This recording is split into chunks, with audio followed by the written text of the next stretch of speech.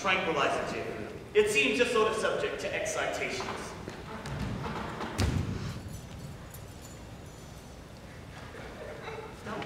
Upset, Mary. Mary. That one's Ash.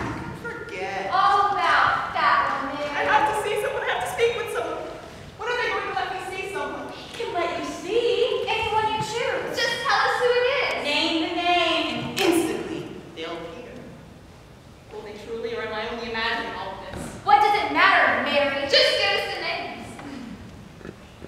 I want to see my mother. Her mother! Little Mary wants to see her mother. Yes! Madeline, you sent for me. Mother, you come to me. Of course I would come. At the bidding of Mrs. Girard. I could hardly do otherwise, could I? Although I cannot pretend to understand why you wanted me here. I need you, Mother. Need me? You never needed me very much. Now I'm sure you need me not at all. It's comfort that I need of you. Comfort? You live in the very heart of comfort. Madam, never have I seen a house this fine. Furnishings. This rich. You must be quite happy here. What are you saying? This is not my home. This is a cell of lunatics in the basement of a great hospital. Do not mock me, madam. Surely you can see it's cold and dark and horrible here. I see only that when you married above your station, it brought you great rewards. I see also why you did not want your family coming here, tracing the dirt of workman's boot across the polish of your fine wooden floors. My family wasn't welcome here. Neither were my friends.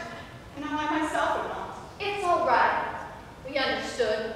It's to be expected. Mother, it wasn't me at all. It was Mr. Girard. He didn't want you here. I'll not listen to you, great Mr. Girard.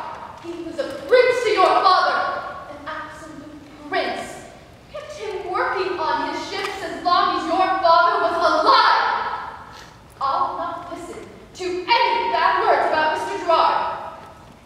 Mother, my husband abuses me. For shame that you should give him cause, and double shame that you be brazen enough to tell it. For it is the husband's place to rule his wife. A woman's to obey. And why must it be so? Because it is law. Whose law? God's law. Do you dare question the law of God himself? It is unjust. It is not possible for God's law to be unjust. Well, if it is God's law, as you say it is, then why did you not tell me of this law before I married Mr. Girard? You were a woman, Madeline. I was 16 years old. I was a girl. It was your wish to marry. It was Mr. Girard's wish to marry me. You were not so innocent as that. You knew what you were doing. You got the home you wanted and so much more. Look around you. Nothing you see here is mine, madam. I have nothing. I called you here because I have desperate news. I am with child. Holly, this is wonderful. No. Nothing in all the world can do more to please a childless man. Mr. Girard must be overjoyed. It is not Mr. Girard's child. Holly, I no. have informed Mr. Girard that I intend to leave his house, and I just want to come home with him. I can bring you nothing but my gratitude and the still fond regard for you. I cannot help you, madam. It would have been well for you to have had this child. Don't you be trying to have this child? If Mr. Girard repudiates you, so must I. If Mr. Girard repudiates you, so must I. Mother, no, please! She didn't even see me here. She thought I was still the mistress of my house, but I was not. You never Were you married? leave me alone. You cheated me. You're doing it to yourself. We want you to see How things are. With you. how things are. With you. How things are, LaFleur. What do you mean by that? Dr. Rochester, I speak to you first. make a note of you, sir. Surprising development. I do not know, so if you value your time, I do mine. So please be brief. I will try. If there is some question as to the accuracy of the monthly payment of her expenses, Dr. Hutchison assured me the amount settled on was more than sufficient. Oh no, Mr. Girard. Let me assure you that it's not a question of cost. The generosity of your settlement is well known. No, sir, it's not a financial matter, Riefler. The one concerning your wife's mental and physical condition. Mrs. Girard is with child. Yes, Do you mean, sir, that you're cognizant of this fact? I have. And were you aware, sir, when you brought her to us? Yes, sir, I was. And yet, you brought her to us to be confined to the mentally insane? Most certainly, because she is insane. Mr. Girard, it is not uncommon for a woman with a child to exhibit many of the signs of ordinary child, only to mentally insane. I believe, after the delivery of the child, she'll most likely prove you to be as sane as she ever was. What I'm trying to tell you, Mr. Girard, is the happy news that Mrs. Girard is quite possibly, even probably, the same as you or I. My wife, sir, is insane. Mr. I said she is insane! Sir, I'm amazed. I've just told you that your wife is to be delivered to your child, a child you seem determined will be just even born in a madhouse, amongst scenes of the most horrid chaos, amongst mad men and mad women, and you advise me to ignore it. Precisely. Mr. Girard, given these newly found circumstances, we cannot permit you with Mrs. Girard in these conditions. I see. It's not a question of cost, sir. That fact. Look at these. $3,000. But this is made out to you.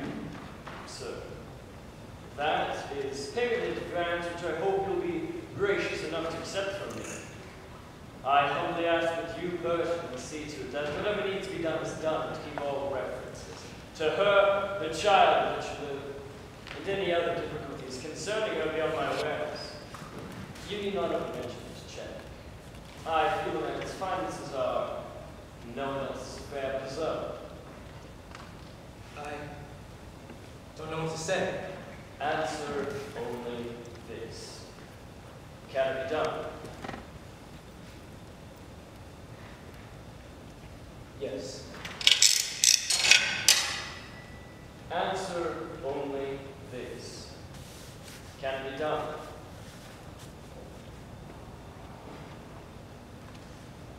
Yes. Good.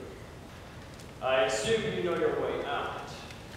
But sir, I would not have a child of mine born under such conditions for all the money in the world. I can assure you, sir, neither would I. Mr. Phillips! Mr. Phillips, no!